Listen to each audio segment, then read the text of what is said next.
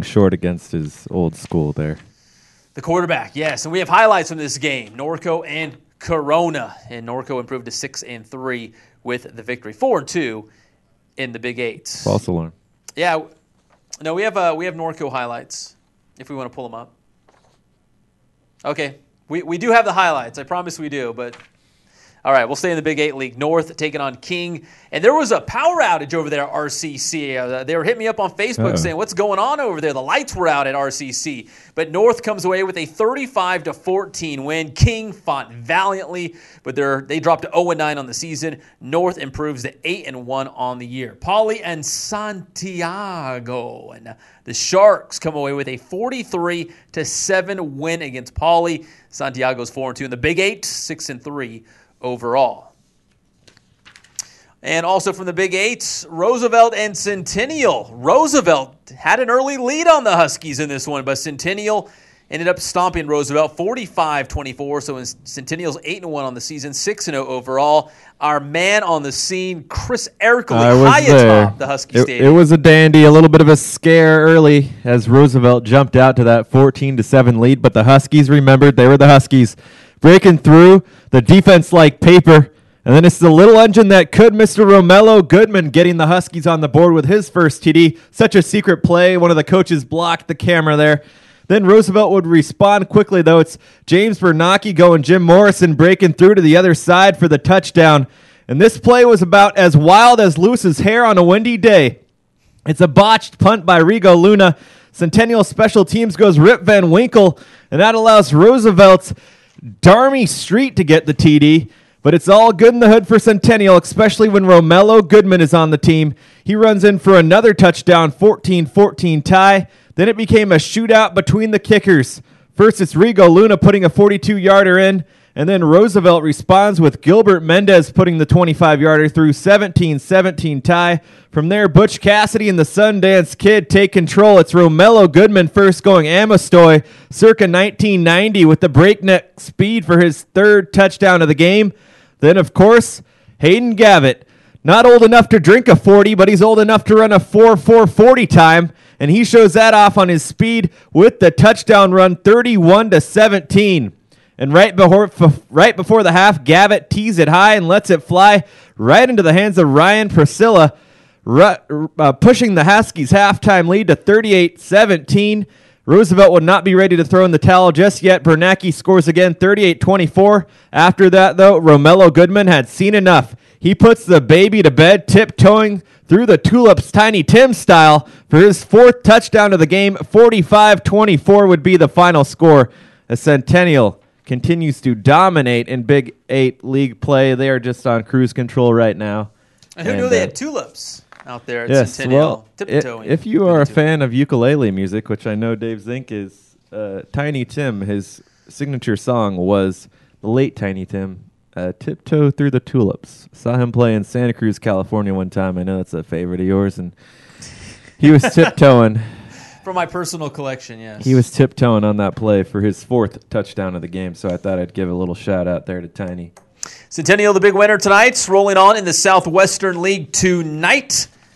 Great Oak and Chaparral, the Pumas, they tossed the shutout 17-0 against Great Oak, so Chaparral's 4-4 on the season. Also from the Southwestern League tonight, Vista Murrieta and Murrieta Valley. A battle in this one in the Southwestern League. Vista Murrieta wins 23-14, so they're actually 3-5 despite the record. We do have those highlights. And here we go. Vista Murrieta taking on Murrieta Valley. Pick it up in the second half.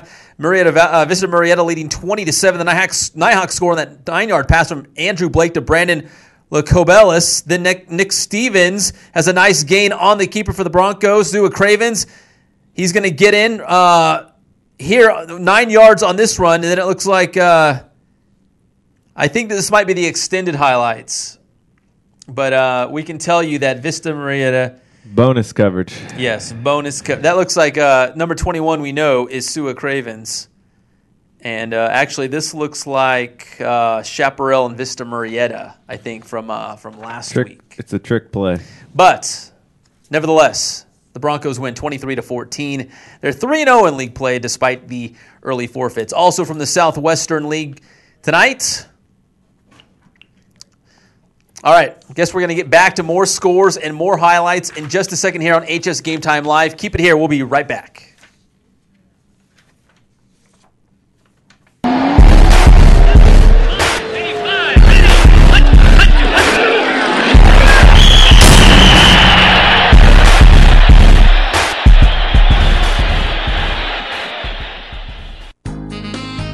Welcome to Paradise Chevrolet Cadillac, the #1 volume dealership in Riverside and San Diego counties. It's the Chevrolet season of doing. Get behind the wheel of a select new 2011 Chevy model and take advantage of 0% APR financing plus $1,000 in bonus cash. Go for the rugged 2011 Avalanche or Colorado, the rough and tumble Silverado, or even a Suburban, Tahoe, or Traverse model.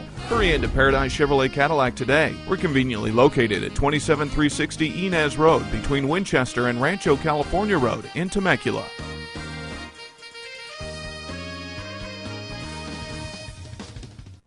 Nice.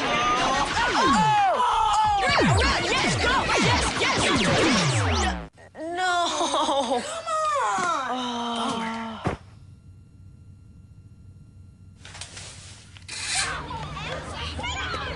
Oops. Yeah, sure. Let's go. Moms everywhere are finding ways to keep kids active and healthy. Works every time. Get ideas, get involved, get going at letsmove.gov. Right now, you can lease a new 2012 Honda Accord LX sedan for $129 a month. That's just $129 a month for a 2012 Accord LX at Diamond Valley Honda. Or save with zero due-it-lease signing on select new Honda models at Diamond Valley Honda. Visit Diamond Valley Honda in the Hemet Auto Mall or on the web at diamondvalleyhonda.com. Diamond Valley Honda, drive home happy. We cover the issues you care about. Here at the Press Enterprise and PE.com, local news matters whether you live along Route 66 or on Main Street. We provide regional analysis and in-depth investigation of issues like education, transportation, the environment, and much more. Important matters are covered here. That is how we keep you connected to your community. The Press Enterprise and PE.com. For home delivery, call 1-800-794-NEWS. How long have you been using that style, John? Since 2000. It looks like it's been like 1940. I mean, how did you come up with that? It's two-sided, right? It is. And it's just so Worked well for me. team one is on one side, and you can flip it over and do Just flip it over. team two. Yeah. Okay. You can use it on the sideline, in the press box, wherever you want. And do you feel comfortable with this? Do you ever make any mistakes or? Oh yeah, mistakes are made occasionally, but Right. yeah, I feel very comfortable. So usually though, you like to be. This is for sideline duty. It can go either way. I prefer the press box because I can blog from up there. So this particular thing, this is gonna be in the press box. Would you have this in the press box too? I would have it in the press box, Wow. and that way, if any of my colleagues or foes get out of hand, I can just kind of whap them too. Even better. Even better. Well, that's some more wise and sage advice from the prep dog here at HS Game Time.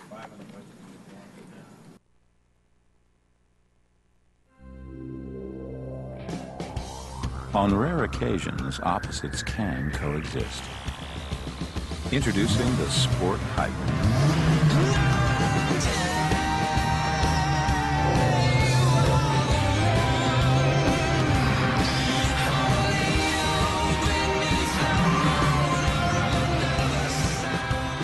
Combination only Honda could engineer.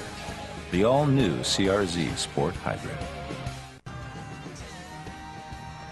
We're Polly Cheer, and you're watching HS Game Time Live.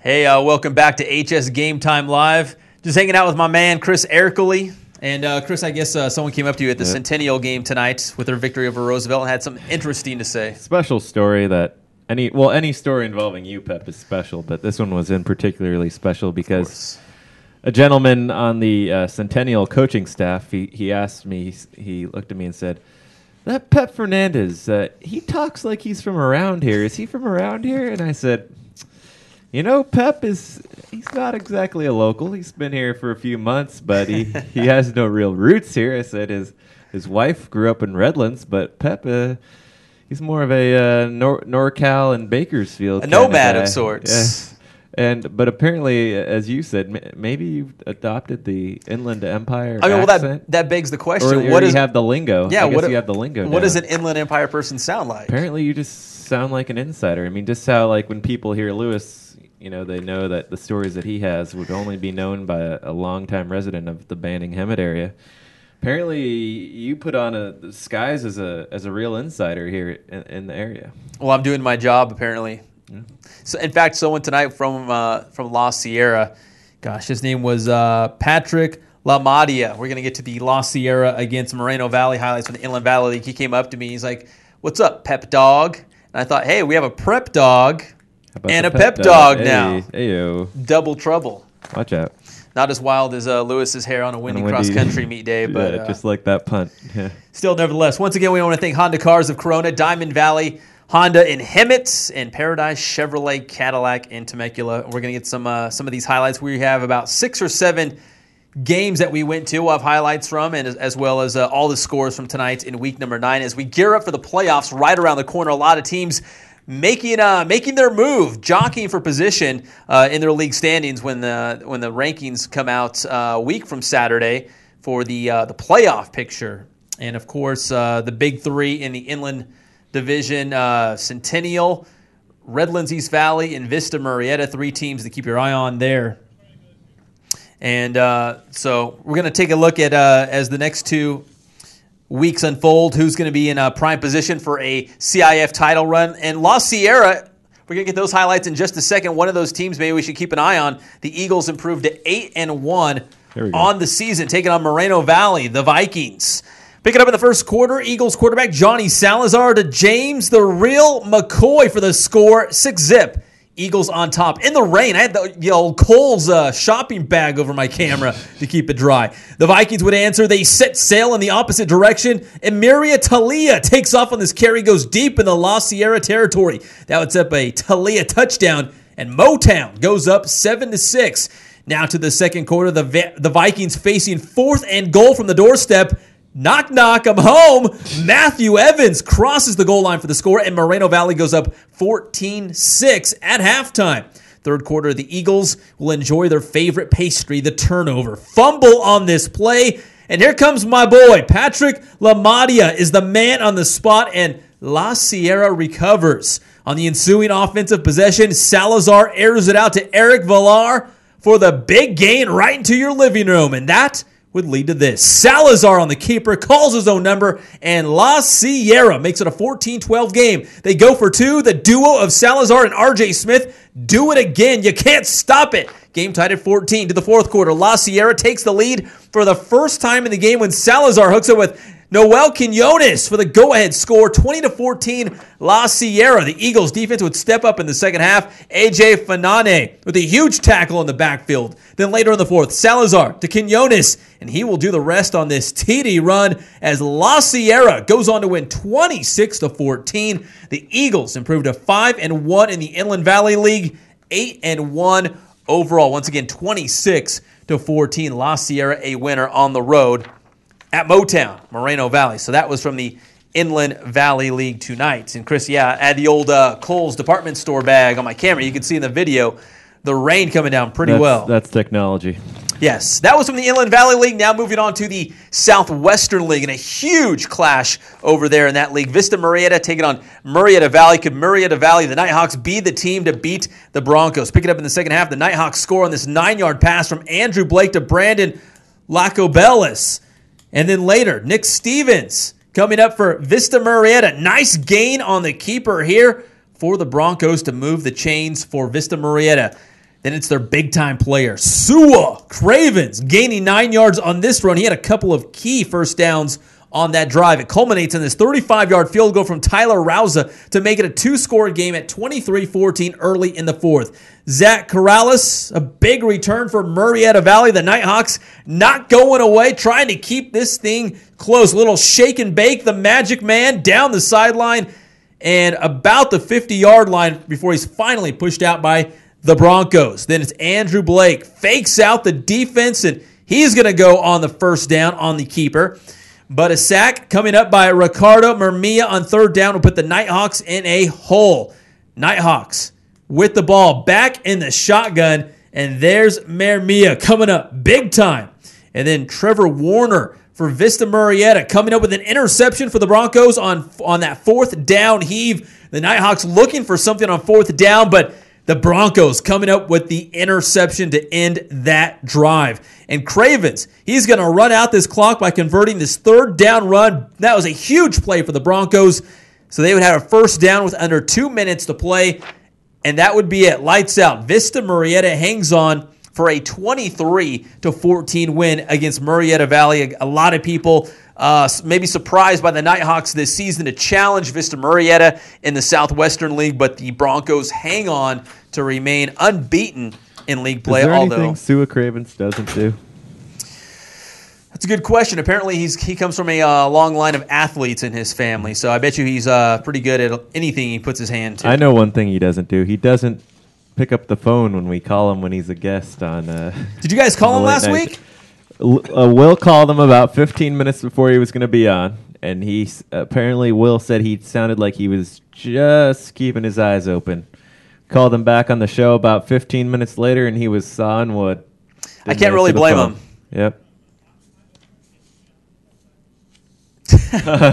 Occupy. Well, he's got the 49ers hat on. Were you out there? Yeah, the prep dog. Ukaipa. No, we thought you were at Occupy Oakland. Apparently not. So you were at Ukaipa. Who were they playing tonight? Miller. And Ukaipa, the Thunderbirds squeeze out a win, right? What happened? 21-15, yeah. Close game, though. So now that huge Thunderbirds, I'm going to be at that game. I hope you're going to be there, too, on Thursday night next week. Versus Rev? Versus Rev, yeah. 2 undefeateds in the CBL. I'm getting all my critter catching out of the way beforehand. I'll be ready for it. That makes 2 of us. Yeah. Do all the critter catching before Thursday night. It's a Thursday night game for the CBL title on the line. Big effort by Clayton Leach-Mead tonight and Nate Pascali. Brandon Scott with 2 touchdown catches. Leach-Mead did it with his feet and his arm. He's quite the runner. Key runs. Huh? He's quite the runner. Quite the runner. Yeah. Pascali was just nailing people. Just demolishing Miller ball carriers. Murph, who's your favorite in that game on Thursday? You've got to like Rev. I mean, the title goes through them. They're the favorite in this game. I expect them to win, but, Ukaipa's 9-0 for a reason. Based on what you saw the Thunderbirds tonight, does it give you reason to believe that this could be a close game? Neither Rev nor Ukaipa are very explosive. They both have good defenses, so Ukaipa held Miller to less than 150 yards tonight. So I think it's going to be, a game that's going to be in the 20s. Well, if you like to play that game where you size up the common opponents, I guess Miller played Rev pretty tough as well. Yeah, pretty similar games. Yeah. So Rev and Ukaipa next Thursday night. Except with that title. whole water fiasco and connection, are you going Rev or are you going Ukaipa? Well, here's the deal, and maybe Prep Dog can back me up on this. I was turning on the water at my house in Redlands, and the water rates are outrageous. And I want to back Rev in this game, but I don't know if I can back Redlands right now because I'm just so up to here on the water rates. Water should be free, right? You got to get over that. So I might just pick up my family and set up camp in Ukaipa if I have to. Aren't you moving? Moving to Redlands. He's getting to Redlands. We're staying. It doesn't have what? What do you say? Oil? Murph, maybe you and Pep are going to be neighbors now. You guys can hang out all the time. He's not coming to my barrio. Your barrio? What if we're catching critters together, though, on a late night? Okay, we got to move on from that. All right, Murph. We saw La Sierra beat Moreno Valley in the Inland Valley League, but all the teams in that league are looking up to Rancho Verde. And I know Chris thinks that Palm Springs has a shot in this game, but have you seen Rancho Verde at all? One of these top teams? I think they're number 4 right now in the HSGT rankings. I haven't seen them actually in a couple of seasons. It's not a league that I cover. That's a shame because they're really good. Yeah. I've seen them several times, and they're very good. All right, so they're number 4 in the HSGT rankings. Just above them, we've got Rev, we've got Vista Murrieta, and we've got Centennial hanging on to the top spot. I assume Vista Murrieta prevailed tonight. They did. 23-14, Murrieta Valley. Close. Yeah, played them pretty tough. So I thought it would be close for at least a half. I guess it was closer for more than half. It was, 20-7 in the second half, and the Nighthawks made it a 20-14 game. 20-14. Vista Murrieta got tacked on a late field goal to win 23-14. That was it. You knew after Blake threw for like 900 yards last week that they were going to make a little noise.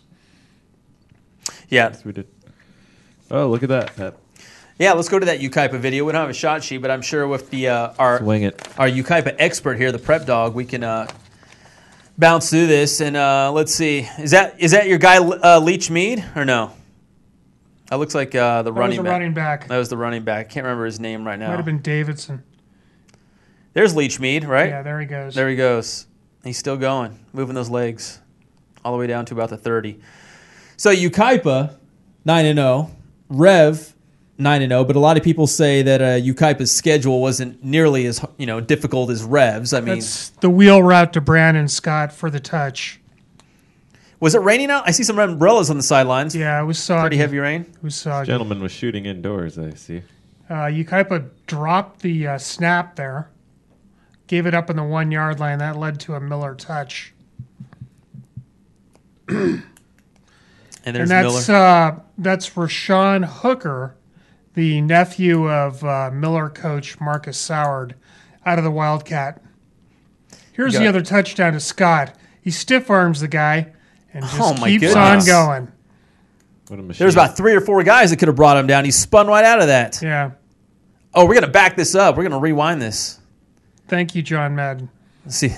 Okay, so first the forearm, right, Prep Dog? Right. Let's see. Here it comes. The first guy comes in. I don't think so. A face full That's of... a sophomore there. That's a pretty big sophomore. Yeah, how big is that gentleman? He's tall. I was looking up at him.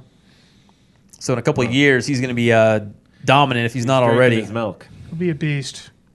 And so that Thunderbird goes in. What's his name again? Brandon Scott. Brandon Scott. Remember that name, people. He's big time for Ukaipa. Nate Pascali at linebacker was just killing people for Ukaipa. Leach Mead showing off the arm. Is that Scott again? No. No, that's single digit. I don't know who that is. Yep. But he was way open. Ukaipa there's Leach Mead scrambling, buying all kinds of time. Yeah. Cuts back. Oh, Touch. he's in. Well, Ukaipa making it look easy against Miller. I know these are just the highlights. We're not seeing the entire game, but this was a close game. Miller looks like they were moving the ball. You said Ukaipa's got a strong defense, but it looks like Miller had its share of success against the Thunderbirds defense. And that was another bad snap there. He had to kick it out of the back of the end zone for a safety. Yeah, Miller gained, I think they gained, that was Nate Pascali. One of those big hits you were talking about? Yeah. I think Miller gained like 144 yards in the night. What kind of formation was that? Ukaipa lined up in some misdirection thing. That was a key first down there that basically ended the game. Looks like a full house backfield. Yeah. Oh, direct snap. Yeah, direct snap. Wait, is that Leach Mead though? He's lined up as a halfback. It looks like. I think that's Leach Mead who got the direct snap, although he was not lined up at quarterback. Yeah, he's number 10. I'm sure Coach Bruick and Rev's watching the video right now as we're doing it live. Oh, I'm gonna break that. I'm gonna break that down. I'm calling out all the Thunderbird secrets right here. So it's a real extended highlight we're getting here. Yeah, was that the end of the game? They could have punched another one in, but they just took a knee. Classy. Stay classy, Ukaipa. So there it is. Ukaipa, a winner over Miller. Not easy, but they do get the win against Miller. So once again, next Thursday night, I will be there. Prep Dog, I hope you're there. Doug, are you going to be there for sure? Plan to be there. Very good. I'm calling it the game of the century. You know, people are talking about Alabama, LSU, the college football game on Saturday, the game of the century now. It's Thursday night, CBL, Rev, and Ukaipa. Game of the century. Game of the new millennium. Thunderbird Stadium, baby. Tickets are on eBay right now, upwards of $500 a piece. Just make your checks out to Chris Ericoli. Mm-hmm. Thank you. Now, did anybody have games that were as poorly attended as my game that I had to cover tonight? Because my game, I wanted to show you guys this. Look at this. This is the West Valley Citrus Hill game, and this is the look at this. There, you could probably count the number of people that are at this game. This is the West Valley sidelines, and then let's just kind of pan over for a minute over here to the lovely Citrus Hill sidelines. And is there anybody that did you guys have bad games like this? Hey, Lewis, can you punch that video up? Yeah. I'm sorry. Yeah. That's all right. I thought I was looking at it. Okay, wait. You're painting in it. Well, I'm so annoyed that I don't have the Heritage good. Elsinore footage. I was distracted by this. There we go. And you're bringing our listeners down. Yes. Well, it wouldn't be the first time after tonight's fun effort. Did you guys see games that as poorly attended as this one? I mean, there's nobody here. Well, Lewis, I will say at my game, the Moreno Valley La Sierra, it was homecoming, and it was raining. It was cold. They hurried. It was homecoming week 9? Yeah, it was homecoming. Yeah, Centennial as well. It was homecoming out there. Wow, that's crazy. Yeah, they ran out some of those little pop-up tents. They ran them out real quick at halftime, right? And did a quick little deal, and they ran them back off, and that was about it. Well, let me show you guys this game because this is the game that I was at, and since I have to fake my shot list here, I'll have to just take you through this. So Citrus Hill and West Valley playing for the championship. I was indoors for part of it. Davian Payne taking a 20-yard touchdown run. No problem at all. I mean, he wasn't even touched, basically, in the three or four touchdowns he had in the first half. And West Valley had really no answers for him, and they basically set it up the entire time. There was this one, though. Look at this play, you guys. Oh. I mean, let's just go back and back that up. They were going for it on 4th down. And let me just show you this. This was West Valley's, lone defensive highlight of the night. They went high. I thought Damien, he was hurt for a minute there, the way he laid down on the ground. Like he was like... it could have been a spinal contusion there. And Dr. Eric Lee again. Davion has such an easy gait, very Marcus Dupree-like. Yes. All right, so this is another big hit by number 12, Austin Dorati. And West Valley really had no answers. Here's another fumble. They had several fumbles. They fumbled the first 2 kickoffs in the game that set up that one touchdown. And then here we go. Davian Payne will go. Will anybody touch him? Nope. Touchdown, and there it is. That was. This was probably one of the chippiest games I've seen in a long time. There's probably 9 or 10 personal fouls in the first half alone. I'm actually being sort of conservative, possibly in that. There may have been as many as 20 penalties. It seemed like it slowed the game down remarkably, and it was pouring rain too. And so then this is West Valley's lone touchdown. This is from Donahue, the quarterback, to number 16, John Goodman, for the score. That was West Valley's first touchdown in the first half. And then here we go. This is a pretty amazing catch. I'll have to back this one up. It goes through the hands of number 8 for James Cleveland, and then it ends up in the hands of, is it Kai Young or KJ Young? I don't know what it is. I'm pretty sure it's KJ. Max Preps makes it look like it's KI. So if you look at this right here, we'll put it in slow-mo. It goes through his hands, and then he makes the catch. I thought he had made the catch the way the guys were talking about it in the press box. And then here's another touchdown where Davian Payne will be untouched. Look at the hole. I mean, just ridiculous. Did Davian break a sweat in this game? No, absolutely not. It was so bad. I'm gonna have to stop it because it just makes me ill. Davian's got the cleanest uniform in the stadium, I think. Right. Well, I mean, I think there was one later on in the game where he actually did have to run somebody over. I don't know if they were afraid because he's difficult to handle. You guys have seen him before, right? I mean, he's a truck. Animal, yeah. So there we go. Norco and Corona, we do have the shots. Is the shot list there? Yeah, let's do it. All right, here's Norco and Corona, so stand by. Where are you going, Prep Dog? Prep Dog's out. Oh. He said I'm out. He's actually All right. stage left. All right, He's here we getting ready go. for the Niner game. on Enough of Sunday. him. We're done with him. All right, Norco, and there we go. Going a big 8. Save me a donut, Prep Dog. Here we go. First quarter, Norco's first play of the game. Colton Gerhardt gives the ball to Joseph Ajigbe, who goes from one end zone all the way to the other. Better check back Monday for the plays of the week on that long touchdown run, 7-zip Norco. Now we move to the second quarter. Gerhardt to Brandon White here, who gets a touchdown. Blast through that Corona secondary all the way in for the score, and that would make it 28-3. Norco pulling away big time in this one. Third quarter now. Ajigbe, another nice run for a touchdown. That would make it 35-6. Norco at that point. Ajigbe obviously had a big night on the ground for the Cougars. To the third quarter, it's Chris Erkley's favorite player, Shane Truelove, and he's going to get this ball to Albert Villa. He's going to get over the goal line there for the touchdown. So Corona showing some fight in this one. That made it 35-13. And then in the fourth quarter, more from Erkley's favorite, Truelove, sends the ball to Austin Alvano for the touchdown. And that would be the last points of the game. That's it. Lights out. They just turned out the lights there. 35-19, their final score in that one. So Norco taking care of business against I had to take Corona. that shot off of Erkley because he was just Thank sitting you. there. He was just Well, relaxing. you caught me off guard there.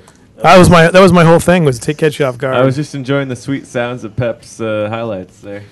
I do all the heavy lifting around these parts. So sort of the surprising storylines of the night here. I'm over here hiding over here was the La Sierra. That's a big win for La Sierra tonight with the by beating Moreno Valley. It sort of makes a mess of the actually solidifies their position in the league.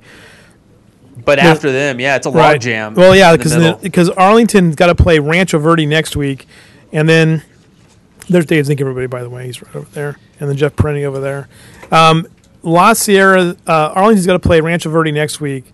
Presumably, if they should lose, they would be 4-3. If Moreno Valley should beat Vista del Lago, they would be 4-3.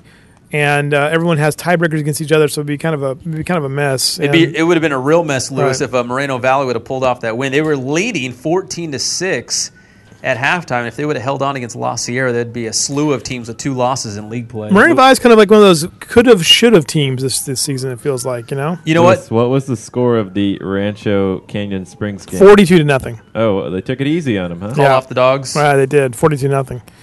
The Indians did win, by the way. Palm Springs did beat La Quinta. I think it was 35-6. I already notified Pep of that about an hour ago. Did you? Yep. Put me on alert, Palm Springs alert. I'm sure that Pep pulled over and thought to himself, "That's a great idea. That's a great story. Yeah, we should be out there. Palm Springs, We should be La at Palm Quinta. Springs." If the Rancho Verde and Palm Springs should play each other in the championship, the Central Division Championship, we will be there in force, right, Erkley? We will.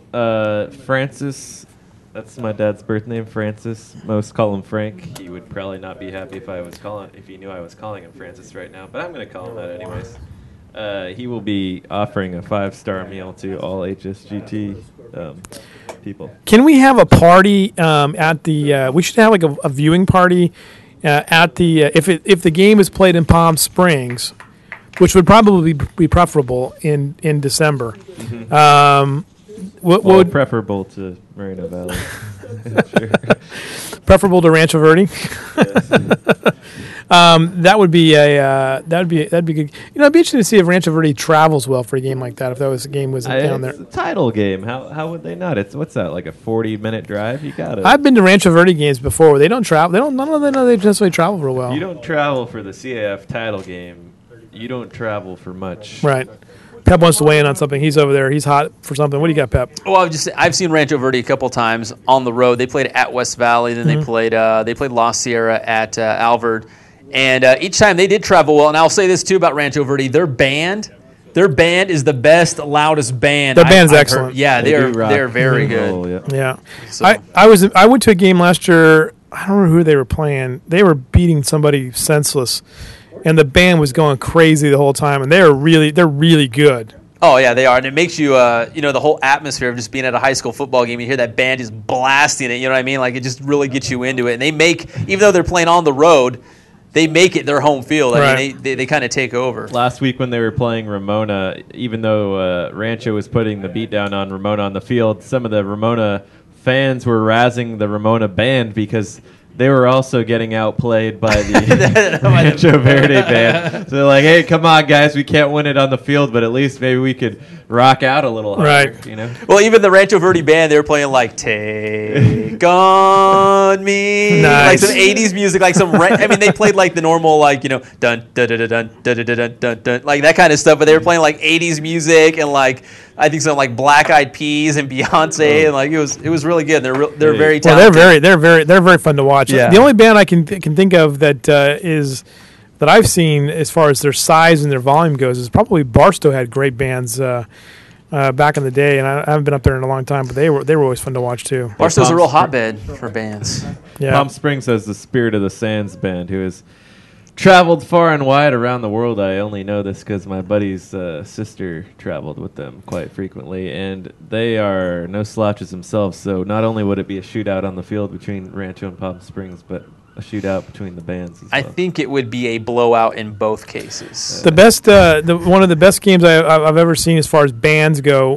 It was two bad teams. It was West Valley and Hammett playing each other in 1996 at the opening of that stadium. There was like 10,000 people there for that game, believe it or not. And both bands were gigantic, and they were going crazy. It was awesome. But that was many years ago now. I'm dating myself. Many moons. Turn back Many the moons. clock. 96. Lewis, what are you in 5th grade? Yeah, I was actually. All right, so it's just some of the scores and highlights that we've been talking about. The big storyline of the night, Heritage has beaten Elsinore for the basically the Sun Belt League Championship. Citrus Hill will play San Jacinto next week for the championship of the Mountain Pass League.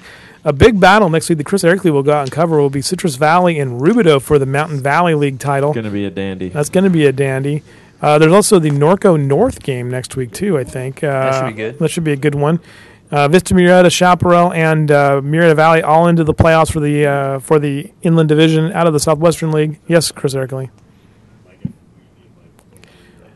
All right. Hey, Lewis, we also have a Heritage Elsinore video if we want to get to it at Actually, some we point. don't. We don't. No, we do not have that. That is that would be a misnomer at this point.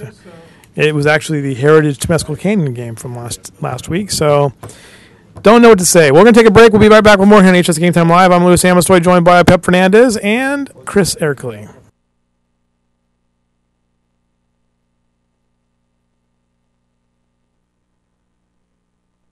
New 2011 Chevy model and take advantage of 0% APR financing plus $1,000 in bonus cash. Go for the rugged 2011 Avalanche or Colorado, the rough and tumble Silverado, or even a Suburban, Tahoe, or Traverse model. Hurry into Paradise Chevrolet Cadillac today. We're conveniently located at 27360 Inez Road between Winchester and Rancho California Road in Temecula.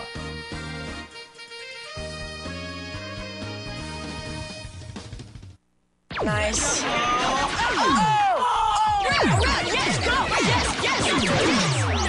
No.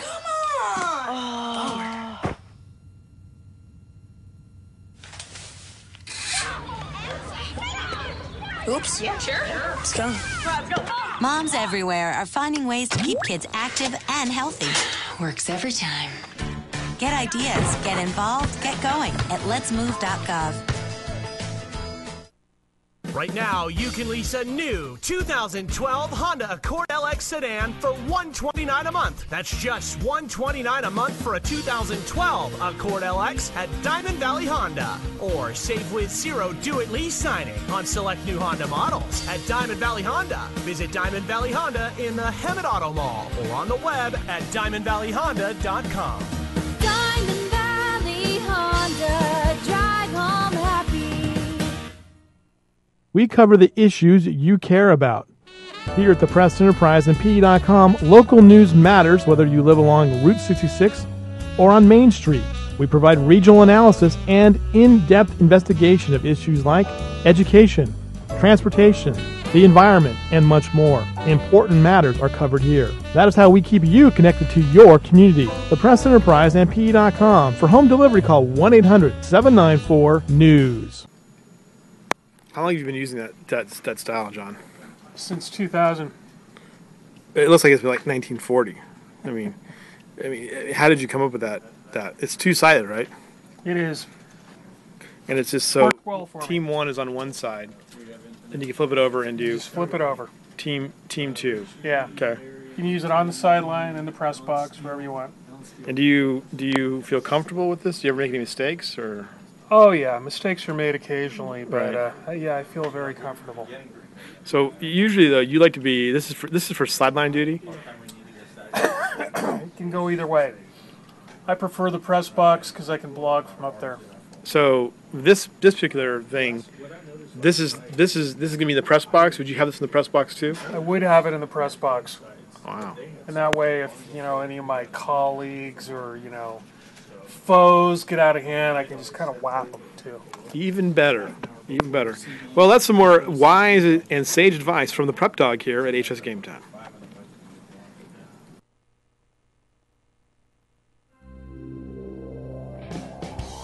On rare occasions, opposites can coexist. Introducing the Sport Hybrid.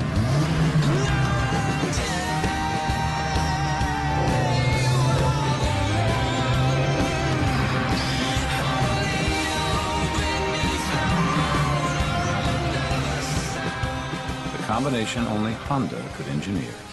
The all-new CRZ Sport Hybrid. We're Polly Cheer, and you're watching HS Game Time Live.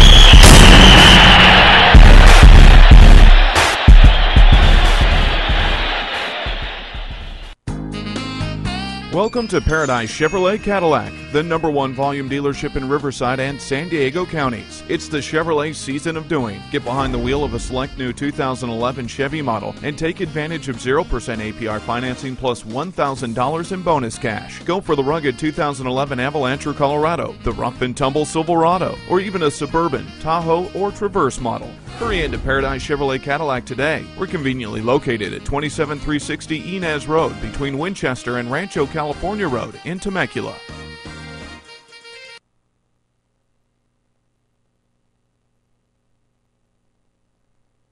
Time live. I'm Pep Fernandez with Chris Erkley, and thanks again to Honda Cars of Corona, Diamond Valley Honda of Hemet, and Paradise Chevrolet Cadillac in Temecula for sponsoring HS Game Time Live. We really appreciate it. They're bringing you the highlights and scores tonight. And we were talking about that big clash in the Sun Belt League between Heritage and Elsinore. The winner would have essentially the league crown in hand.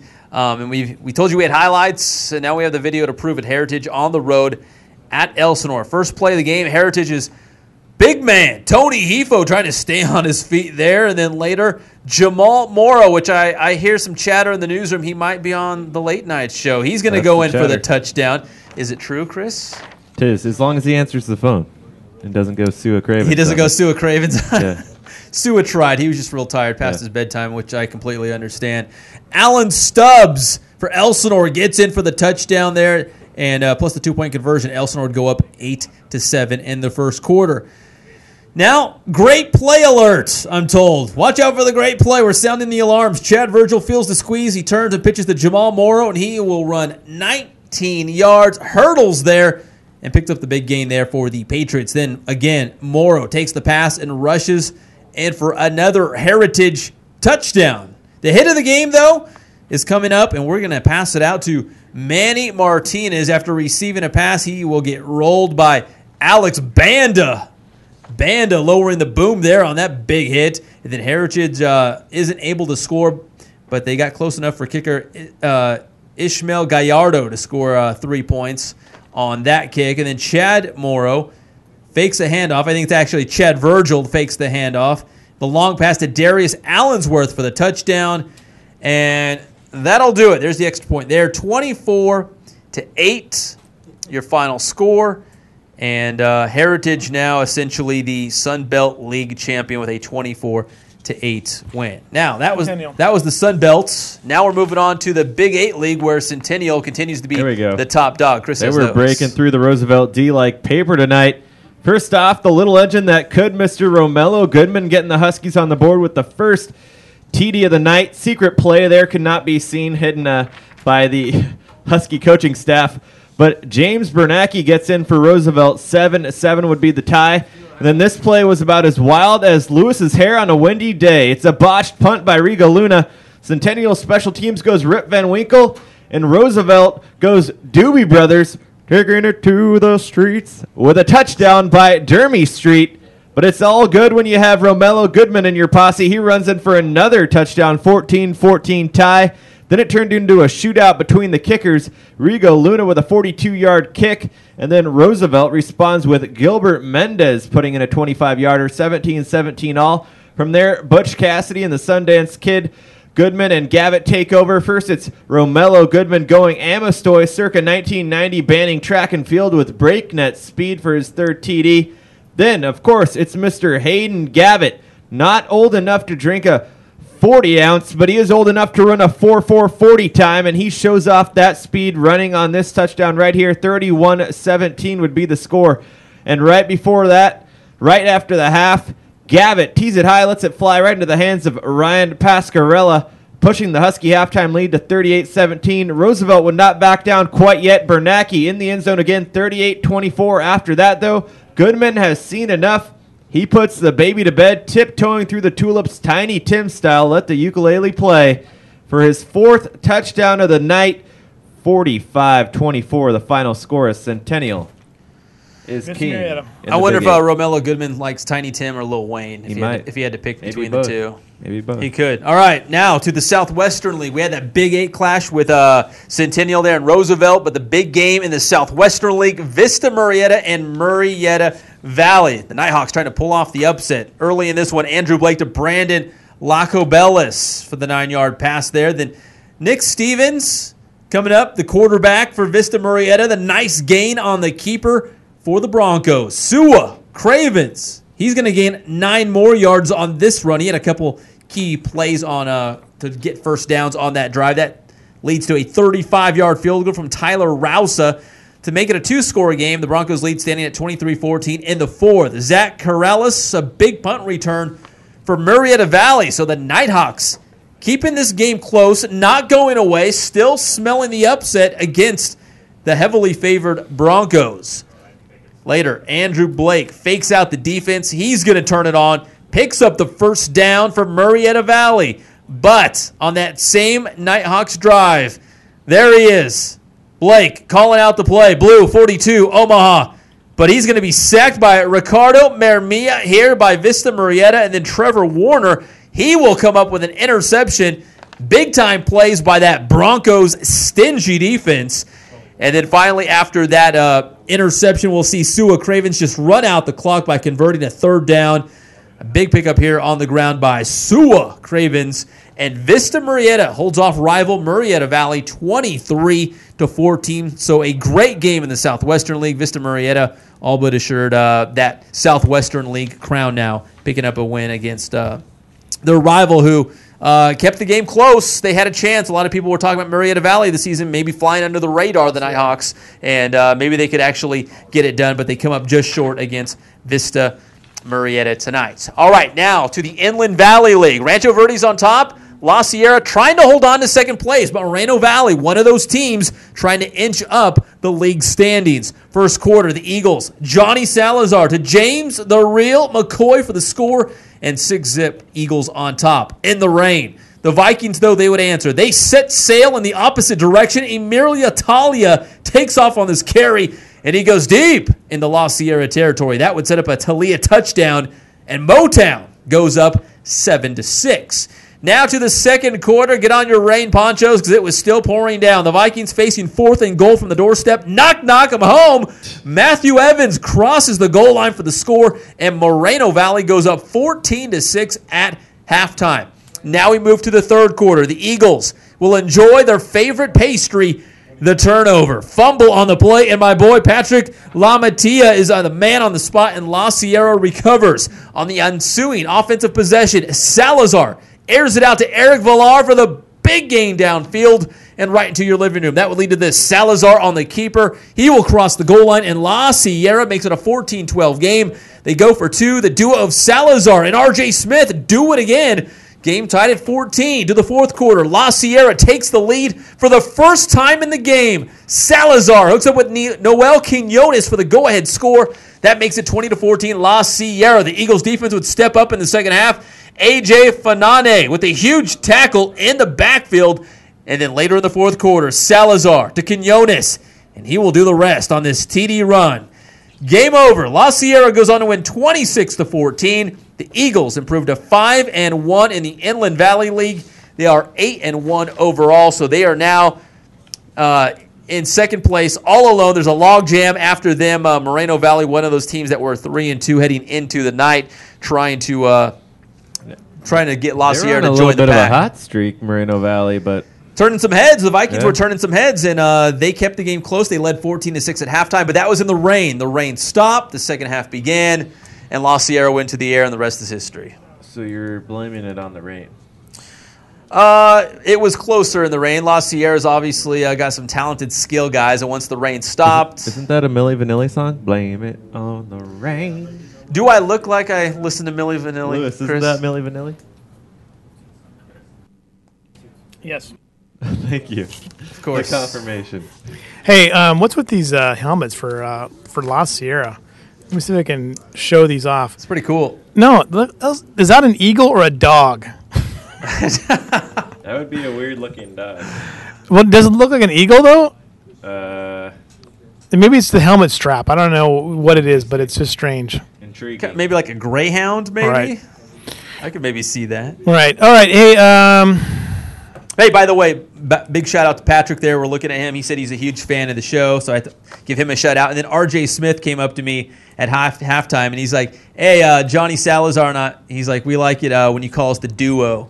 I was like, really? And he's like, yeah. He's like, so keep it up. I'm like, all right, you guys are the duo now. He's like, all right. So gave me a little pat on the chest and went on his way, and they ended up picking up the victory. So I'll take credit for the La Sierra victory. I was at the mighty Citrus Hill game as they wrapped up possibly the Mountain Pass League Championship.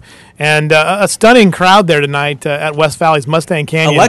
Electric crowd there. And really, Citrus Hill took advantage of lots of mistakes from West Valley. Here's a 20-yard touchdown run from Davian Payne, and he went in untouched. Now, West Valley had all sorts of problems here early on. And this was their one highlight. On a fourth down and long, Payne goes for it and is stopped by number 10 there. So an impressive run there. And then, of course, they would the big hit from Austin Durati as Citrus Hill. I think they also called probably for a personal foul on that. Then a fumble. I think there was one of 3 fumbles that West Valley lost. There probably was a penalty in that one as well with the late hit. It just was a mess. So that's this touchdown run from about 20 yards out. Again, Davian Payne untouched into the end zone for the Hawks. Now, again, Citrus Hill's defense was outstanding in the first half. West Valley had nothing going. They could not get the ball going. And this is talking about an offense that is been one of the best in the inland area over the last 9 games, but they really had no answer for Citrus Hill tonight. They did score on this play. This is the quarterback, Connor Donahue, hooking up with John Goodman for the touchdown. And that was really their own offensive highlight in the first half. Now you're going to see this is Trevor Hodge, the quarterback, making a big throw. Now it goes through the hands of the receiver and lands in the hands of KJ Young. That's this touchdown by Davian Payne. And Citrus Hill is just absolutely rolling them. This is going to be an interception now here late. This is still, I think, the first quarter. This is still the first quarter. This is how much action was in the first quarter. Oh, there's a penalty flag for a block in the back. That put the ball back. And then number 23 for Citrus Hill, that is, there he is, Avante Leary. He scores one of his 2 touchdowns in the first half. Later, Davian Payne again, big rumbling down to about the 4, or call it the 3-yard line. One of the few times he was touched, the penalty pushed it back. But Davian Payne would go in, and just for good measure, he would run somebody over. And that was it from that game. Yeah, Lewis, I was going to ask you, this game, I guess on paper, should have been a shutout. What happened to that West Valley offense you were saying? Oh, they just did not look very good, and they never could seem to get – well, I have to give Citrus Hill credit. They played very, very well, but the game was not a pretty game at all. There was a lot of personal fouls. It was sort of like watching Erica Lee eat sometimes. It was ugly, and – distasteful. What's wrong with watching me eat, Lewis? Just saying, man. I'm just saying. There's food and stuff all over the place. There was flags on everything. It was just a mess. Just a real mess. Just a mess. So Spill food? We're going to buy Chris a bib. Well, after that video you showed me today, there you have a lot of issues. I'm certain of it. You are a train wreck in some cases. That was an off the record conversation. All right. Well, that was my game, and Pep, you had a game yesterday, Aquinas and Linfield Christian. Let's go to that one just real briefly. Okay. Let's do it. I'd love to share some Thursday night football down there. And, hold on 1 second here. In Temecula. That was in the Ambassador League. These two schools trying to catch Ontario Christian League standings, but looks like Ontario is going to have that locked up. That was Aquinas. They were leading 9-zip when Brandon Tooley would find the paint. Then it's Tooley time again. Aquinas extends their lead to 23 now. You kind of get the theme here. It's more Tooley on the attack and go ahead and make it 30-zip on another Tooley touchdown. So the Aquinas defense trying to get the shutout against Linfield Christian, and that's Richard Anhauser coming up with the interception late in the game after Linfield Christian was kind of driving. Maybe he had something going, but Aquinas, their defense steps up. 30-0, the victory for them. So they're 3-1. Aquinas in the Ambassador League, but Ontario Christian is still in first place. And there they are again for good measure.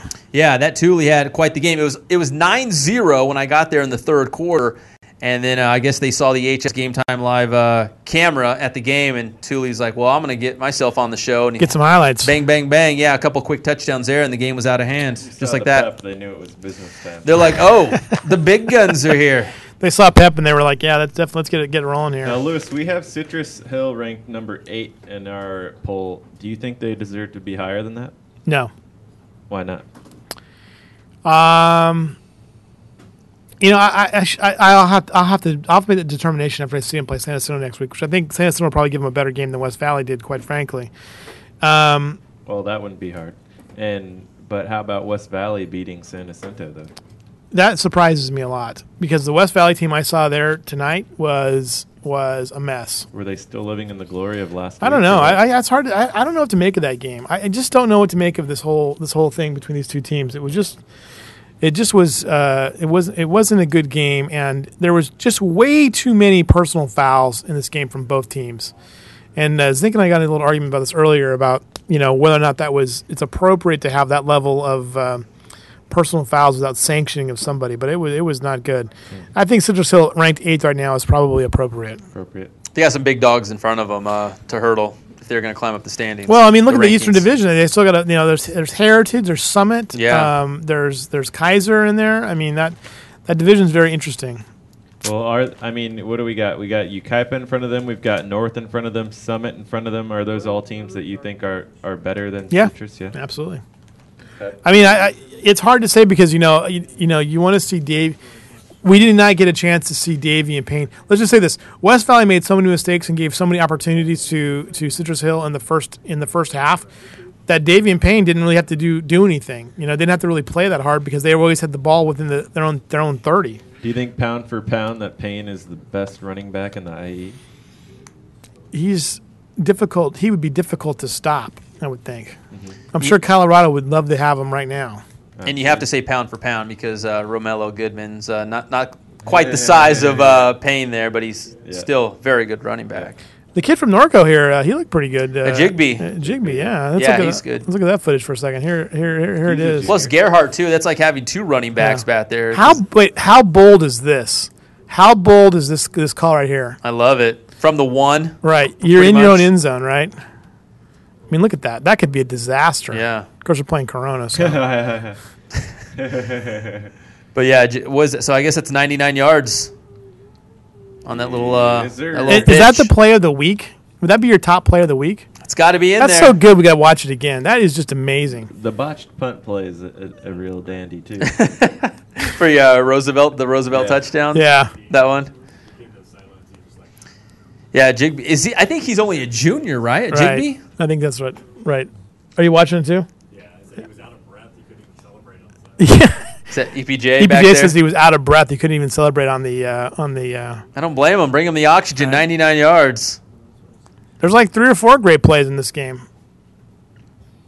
He was going Forrest Gump. There he is again at Jigby. Right up the middle. Man, look at that speed. It's weird, like all of the Norco backs I've seen over the last 3 years, they all look the same. They all kind of run the same, it seems like. Well, he's obviously at speed. He just blew past that Corona secondary like they were standing still. But Corona, they would get on the board. Your boy True Love, Chris. Touchdown strike. No love for True Love tonight, except on that one touchdown. Other than that, it was a Norco party. There's this little run here, too. It's not a bad little run. No, it's not. Yeah. Uh-oh. The next time we'll be at Corona High School probably be for the All-Star game. Who shot that little dandy? Jennifer Whitaker did. Very nice. Excellent. Thanks, all right. Jake. Well, we're done. It's probably for the best. Probably. I need to go get a donut. We always have donuts here late at night. Is Billy taking a nap? I don't know where he's at. I'm ready to go home. Young we'll William see you guys Holden. later. Paying attention is not his specialty. So. He's kind of in his own world over there. He's had a long week, With though. all that Bieber hair over his ears, he can't hear too well, Yeah, I know. Here you go. All right, good night, guys.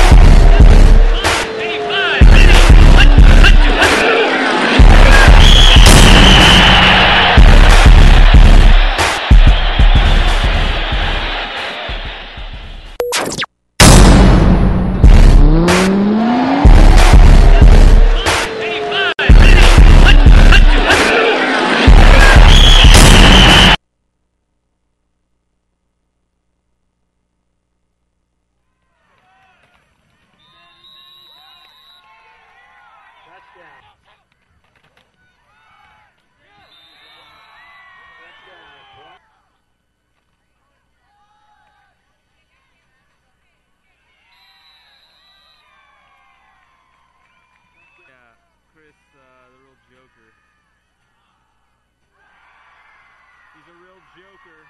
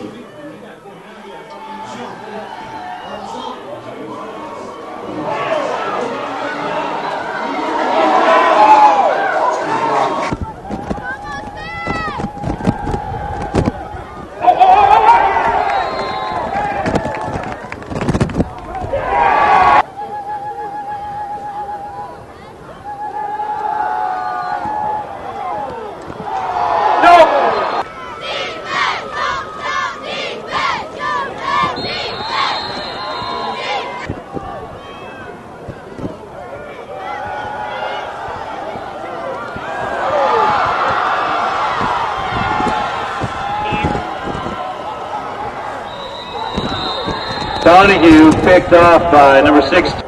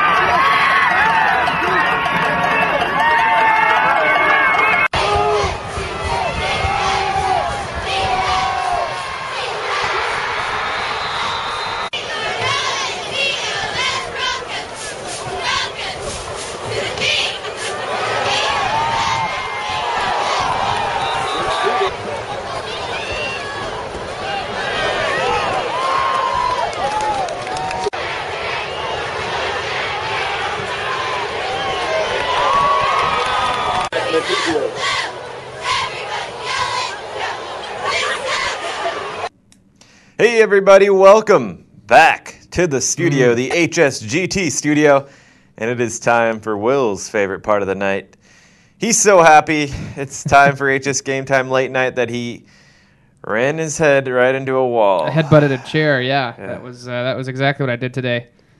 Just because, and you see it right here, little, actually, the true story would be a little car accident, conked the old noggin on my steering wheel. The 93 Mitsubishi didn't exactly have the best airbags in the world, which, of course, failed to deploy.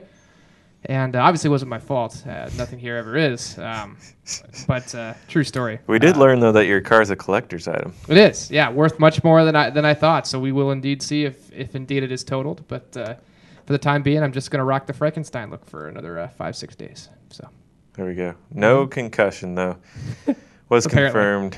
Apparently. Was confirmed by Dr. David Zink, a neurosurgeon. Mm-hmm. Anyways, moving on from there, another real headbanger tonight. The one that people were rocking out about was the Vista Marietta and Marietta Valley game. Whoa, we saw Aquinas there for a second, Linfield Christian. But it was the Vista. No, there's Aquinas again. It was the Vista Marietta Valley. It was the game of the week. Will, you were out there. We picked the game up in the second half. Vista leading 27. 9-yard pass from Andrew Blake to. That was about a 23-yard pass from Nick Stevens to Philip Wade Jones. And what do we have here? Sua, 9 yards on this run, had a couple of key first downs. The drive culminates into a 35-yard field goal from Mr. Tyler Rasa. That makes it 23-14 early in the fourth. Then Zach Carolis, big punt return for Marietta Valley. That keeps the game alive for them. He would get some prime time down all the way to the 45. Look at that push, though. Then Andrew Blake fakes out the defense for a first down, putting on the shake and the bake. But then Vista comes up big with a sack by Ricardo Murmia on third down. Puts the Nighthawk right here. He's going to bring the pain. Indeed. Yep. That puts the Nighthawks in a hole, and Trevor Warner comes up with the old Piccolo. The interception for the Broncos on the fourth down heave. The miracle would not be there. That would put Vista in the driver's seat. Look at that. All the way to the 40.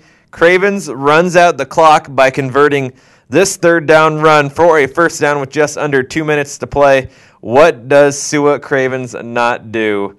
Vista would win 23-14. It was, and we'll get to this here in the What You're Saying segment. Coach Coley Candell not entirely pleased with his team's effort, and was saying, as I chatted with him after the game, that it was a poor week of practice, and they look sloppy out there. I mean, 10 penalties, a lot of which were kind of careless penalties, grabbing for guys on face mask penalties, which he said they didn't have a great week with tackling. And also 2 turnovers, pretty uncharacteristic, and some special teams blunders as well for Vista Marietta, things they don't typically do on a weekly basis. And had to hold on to win a kind of a game with a shorthanded Marietta Valley team that was without their 2 top defensive tackles, both of which, Michael Payne, Jordan Silva, suspended for their roles in a Vista Marietta not Vista Marietta, but Marietta Mesa brawl the week before, a game they won 34-6. Certainly Marietta Valley missing some key players and still gave Vista Marietta a run. Vista Marietta, kind of still a little bit shaky with that offense. Not exactly what you'd like, and but certainly getting the job done again tonight with that defense. Always the defense, the bread and butter for Vista. Cannot deny it. Will, you said, do they look like the number 2 team right now? I think they could. I just think they have, and it's the same thing that Coley Candell's been talking about. They just have these bouts with inconsistency. In particular, on that offensive end of the ball. I mean, their defense today gave up their first touchdown at home all season. They continue to play very well. And certainly against a team like Marietta Valley, you expect to give up a few touchdowns. I mean, they're one of the more prolific offenses in the area, certainly with Andrew Blake at quarterback. But if they can figure out those offensive woes, and I think they're getting closer, they've got the defense to really do some damage, and we'll just have to kind of wait and see. Another big showdown on the night was kind of our 1A, 1B game of the night. That was Heritage and Elsinore. It was a clash out there in the Sun Belt. Someone had to win. And on the first play of the game, Tony Hefo running through Elsinore's defensive line, Setting up this next play, Jamal Morrow taking advantage of the wide open and rushes down the middle for the TD, and Heritage is in business. There we go. Elsinore would waste no time, though, as Alan Stubbs goes in for the touchdown and converting the 2-point conversion. Look at this guy. Mm-hmm. He ate his Wheaties before the game. 8-7 would be the lead. Then, we always see the scoreboard from Angel. It's always the scoreboard. Then, Chad Virgil gets things going. He turns and pitches to Jamal Morrow. Look at that. Just dominated. Whoa, Nelly. Look at that elevation. 19-yard pickup on there. Then once again, Jamal Morrow takes the pass and rushes for another score for Heritage. Heritage back on top. The hit of another scoreboard shot. We always got to see those. The hit of the game would go to Manny Martinez. Check out this little baby. Ooh. Whoa. It looked like Zink running into Will right there. Would He have been gets way rolled worse. by Alex Banda. Then Heritage isn't able to score on that play, but they got close enough for the field goal. That would be 17-8, and then Chad Morrow fakes the handoff to set up a long pass to Darius Allensworth for the touchdown. He's just cruising in, having a good time. Everyone's happy and just singing a happy tune. It's Heritage 24-8. The scoreboard doesn't lie, and that would be the final. That's the way it goes. Heritage with a bold statement against the defending CIF champion. Well, I mean, defending CIF champion, sure, but certainly a season ago, lest we forget Heritage down to Elsinore last season as well. So, I mean, 2 back-to-back wins Very true. over a team like Elsinore. I think we find Elsinore's kryptonite, which is speed and playmakers, and Heritage has got tons of them. If you're able to get out on Elsinore and get a lead on Elsinore, they have a lot of difficulty coming back. Can't throw the football at all this season. And, guys like Jamal Morrow, a lot of credit is given to Tony Hefo, the big back for them, for his ability to break tackles. Jamal Morrow, as you saw a couple times in that video, really does a nice job of running through tackles, is really a dynamic athlete. Made some plays on the defensive side of the ball tonight. Is a two-way player. And Heritage can beat you aside from the ground game as well. Chad Virgil has a couple nice weapons in another Morrow. I believe it's Lamont Morrow. It's no relation to Jamal, amazingly enough. But, he's a nice weapon. And then you saw Darius Allensworth as well. Both those guys at the receiver position are athletes and can really test some defenses, and that's what Heritage is doing right now. Now, here's an interesting question for you. I thought about this earlier when I heard that Heritage beat Elsinore. Mm-hmm. Rancho Verde, who people, complain about don't play or aren't able partially to play that quality of an opponent because some teams in their league aren't that strong, but then also in the non-league play. But they did beat Heritage fairly convincing in the non-league play. Then Heritage goes and beats Elsinore, who's widely considered to be a very quality team in a convincing manner. Does that just tell us that Rancho Verde is the real deal? It could be the year for Rancho. That's what I hear from EPJ, and a few people that have seen them play this year. They've always got a lot of talent, and always the question is, do they have the physicality to match up with teams once they get in that CIF playoff hunt? And typically they haven't had that. This year, like we said, they don't really have the signature win necessarily, but certainly a nice win against Heritage. That was really the only team that's tested them this year. So I think that's the one thing you always worry about with a team like that. Have they seen a test? No, they haven't really seen it. So how do you respond to adversity? That's always going to be the question. But this year's team might have enough talent that adversity might not even be a problem for them this year. Well, one team that we know, no doubt, is the real deal is Centennial. Ever since that heartbreaking loss to St. Bonaventure, they have been steamrolling through the schedule. Tonight they played Roosevelt. It was interesting early, but then Centennial was running through the defense of Roosevelt. It's the little engine that could, Mr. Romello Goodman, getting the Huskies on the board with the TD there. Secret play, covering it up with the paper. Roosevelt, though, would respond quickly. It's James Bernacki going. Jim Morrison breaking through to the other side for the touchdown, 7-7. Then this play was as wild as Lewis's hair on a windy day. Botched punt by Luna, and Centennial special teams goes Rip Van Winkle. That lets Roosevelt go Doobie Brothers, taking it to the streets with the touchdown by Dermy Street. But it's all good in the hood for Centennial when you have Romello Goodman on your side. 14-14 would be the tie after that. Turned into a shootout between the kickers. Rigo Luna puts in the 42-yard special. And then Roosevelt would respond with Gilbert Mendez putting in a 25-yarder. 17-17 tie at that point. From there, Butch Cassidy and the Sundance Kid, Goodman, and of course Gavitt.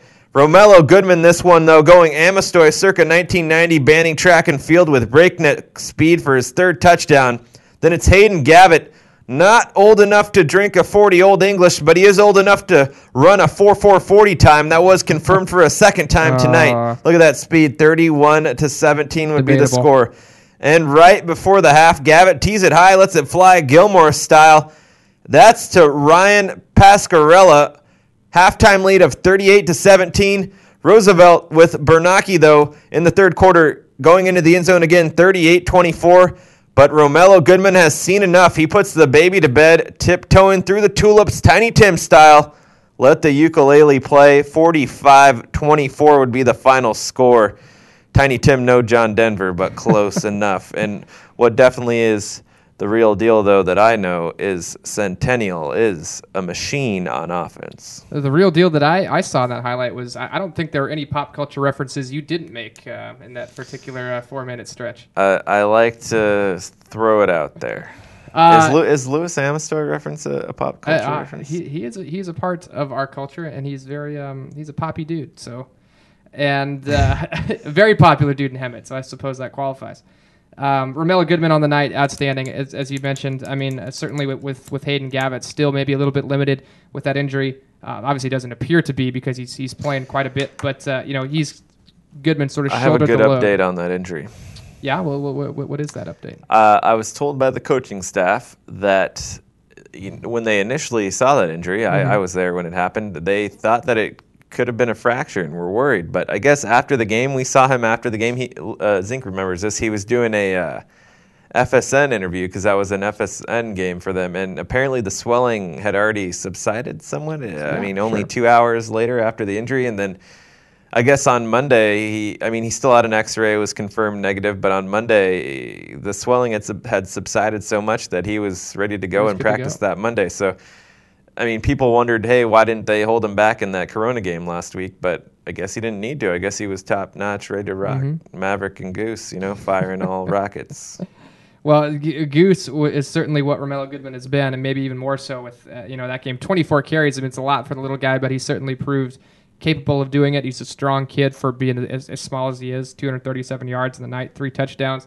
You need a workhorse like that when you get to this time of the season because you got to pick up those tough yards on first down, second down, make third downs manageable, especially in that Centennial offense, and that's what they're doing right now. I don't think there's any debate that pretty much they are the top dog. I don't think so. It would be interesting, though, to see... Oh, well, I don't know if Dave Zink could access this information, but it was important that they did beat Mater Dei on the road there. It was that second game of the year because, Mater Dei was going up against Servite tonight. I don't know if Dave Zink could research a score to that game because that would definitely help Centennial in their state bowl bowl for the bid. Yeah, if Mater Dei could Absolutely. rack up a W against Servite, that would be a real dandy. Mm-hmm. Servite won 35-28. So that was a close one, but they couldn't quite get the Monarchs to hook it up that much. But we are going to take a quick break. But when we come back, a special guest that Will has locked up for us. Coach, are we going to call him Takua? Call him Takua, and we'll see how that goes. And see how that goes. Mm-hmm. The coach out at the Chaparral, the Chappie, as Pep likes to call it. Mm-hmm. And he's going to be on the phone with us, and we are going to break down Chaparral's red hot right now, won 5 out of 6. We're going to ask what the secret recipe is. So don't go anywhere. You are watching HS Game Time Late Night.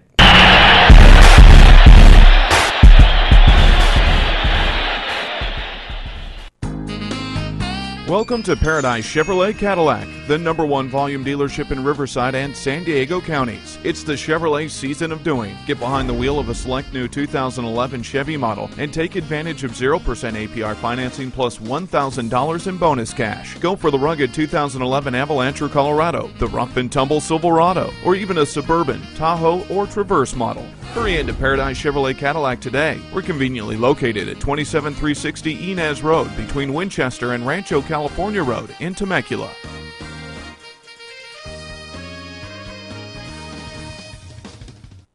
Nice.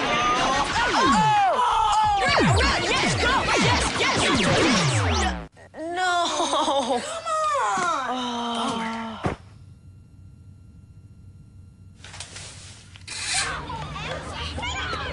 Oops. Yeah, sure. Let's go. Moms everywhere are finding ways to keep kids active and healthy. Works every time. Get ideas, get involved, get going at letsmove.gov.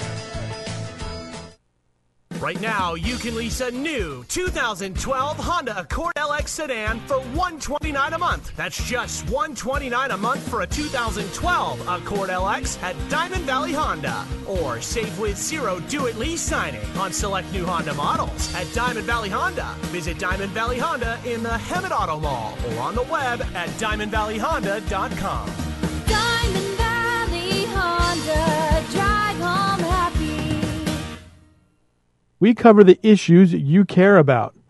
Here at the Press Enterprise and PE.com, local news matters whether you live along Route 66 or on Main Street. We provide regional analysis and in-depth investigation of issues like education, transportation, the environment, and much more. Important matters are covered here. That is how we keep you connected to your community. The Press Enterprise and PE.com. For home delivery, call 1-800-794-NEWS. How long have you been using that style, John? Since 2000. It looks like it's been like 1940. I mean, how did you come up with that? It's two-sided, right? It is. And it's just so Worked well for me. team one is on one side, and you can flip it over and do Just flip it over. team two. Yeah. Okay. You can use it on the sideline, in the press box, wherever you want. And do you feel comfortable with this? Do you ever make any mistakes or? Oh yeah, mistakes are made occasionally, but Right. yeah, I feel very comfortable. So usually though, you like to be this is for sideline duty. It can go either way. I prefer the press box because I can blog from up there. So this particular thing, this is gonna be in the press box. Would you have this in the press box?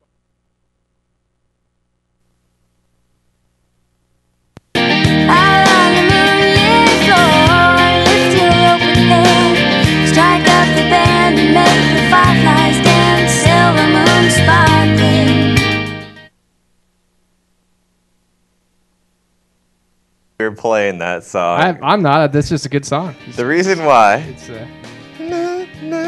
is what Yeah, Lewis played for Zinc when they shared their first kiss. right. It's a little bit too detailed, but Anyway, hey.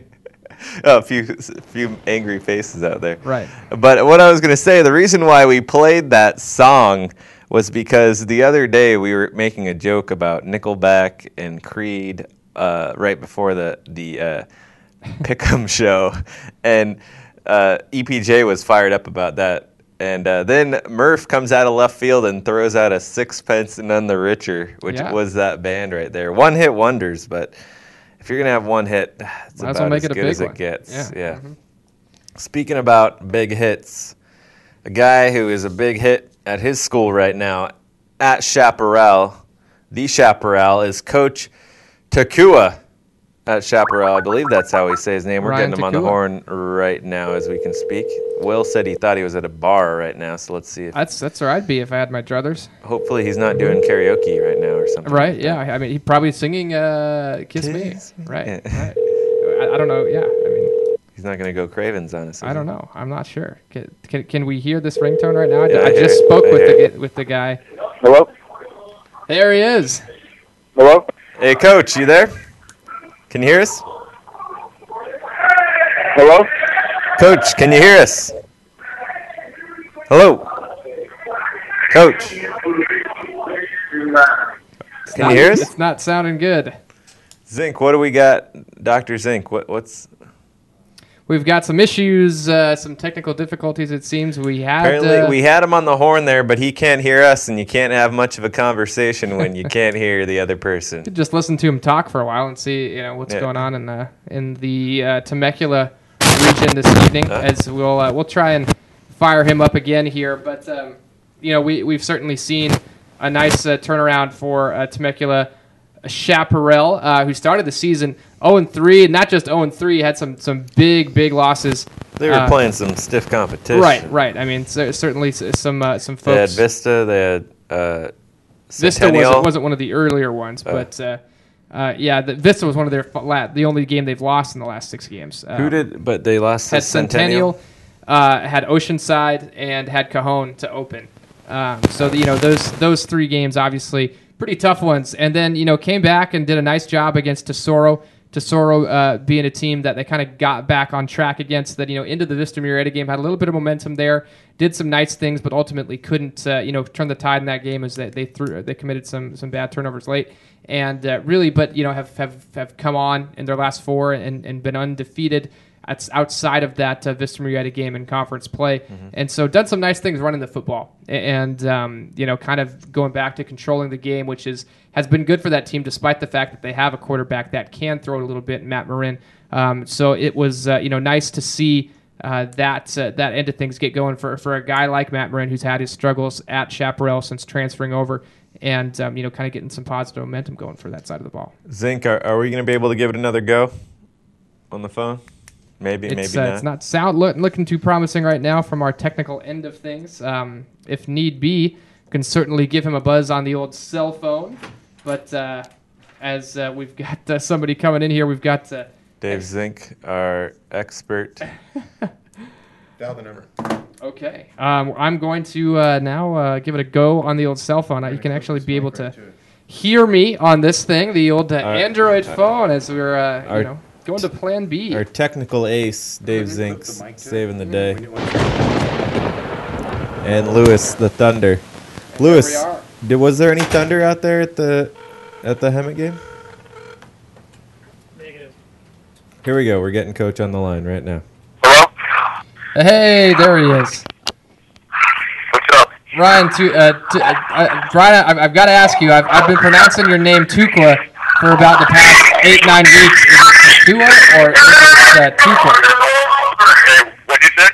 I said, is the last name, is it Takua or is it Tukwa? Tukwa. So I've done it right. I mean, I've heard a lot of people saying Takua. I've got to ask, how many times have you had to correct people? Oh, I've had to correct people since I was about 7 years old. So nothing new. There you go. And certainly nothing new for Chaparral to be winning some football games. You guys are back on the right track now after kind of a rough start. Just talk about how the morale for the team has changed and how you guys started turning the tide, and at what point in time you kind of knew that things were headed down the right track again for you. Well, really, the kids have worked really hard, since spring. So even in the first couple weeks when we weren't playing to the level that we kind of anticipated or expected, the kids' attitudes were still positive, and obviously, after the Centennial game, we kind of refocused, regrouped, and had some team meetings and kind of decided what kind of team we were going to be, and with the Tesoro game, we kind of became that team, and from there we've kind of just built upon that week by week. And that Centennial game was one that I was covering, I was at, and you certainly gave your team quite a pep talk following that one. What were you talking? I mean, you were out there for a good 20 minutes talking to those guys. What were you telling them? What was the insight? What was the team's response? Well, the biggest thing for us is that we do have a great group of kids, and it was important for us to come together as a team and play for each other, and make sure we have a vision for where we want to head during our season. And you got to put team goals in front of personal goals, and that's a step of maturity. And as a program, we want to take that direction, and we've done a good job of that for the last 6 weeks. Mm-hmm. Played your old buddy from Chaparral, former defensive coordinator Robbie Robinson tonight, against Great Oak. Got to feel pretty good, being that you're both defensive guys to hang a 0 on a guy like that, right? Yeah, Robbie's a great guy, and he taught me a lot while I coached with him. And anytime you coach against someone that's a good friend of yours, it's kind of awkward. Mm-hmm. But Stan Hunt did an amazing job. He's done an amazing job all year for our defense. And the kids have responded, just amazing to what he's been doing. So I can't say enough about our players on defense as well as the coaching staff that we have on the defensive side of the ball. Stan's been drawing up just great game plan, all year long, and the kids are executing at a high level. So we like what we're doing there, and we feel very positive about the direction our defense is headed. And Stan Hunt, a big name, obviously, is a guy that, has been at Centennial. Talk about how, that was one of the bigger stories of the offseason, you guys getting him as your defensive coordinator. Talk about how you made that happen. Chaparral and Centennial have obviously, played against a lot. We've played against each other for a long time, and Stan coached D-line over at Centennial, and I coached D-line at Chaparral. And so, just through the different, opportunities that we had to compete against each other, we kind of created a bond in terms of getting to know each other and kind of respecting each other. And so, as things went along at Chaparral, we had some conversations, and it was a good opportunity for us to work together. And obviously, I felt very blessed to bring over someone that had Stan's reputation as well as experience to help our program, move in the right direction. Mm-hmm. And as we've talked about your team turning the corner now, you've done it certainly offensively with the ground game. Tonight you threw just one pass in the 17-0 win over Great Oak. You've got a guy that can throw the ball a little bit and certainly has been recruited to do so at San Diego State, Matt Marin. Just talk about getting him to, certainly he can run the football as well. It's one of the reasons he's such an attractive recruit. But talk about getting him to buy into that approach and really just, his ability as a teammate to say, hey, I'm a quarterback, but right now we're running the football and that's winning games. Just talk about that whole situation.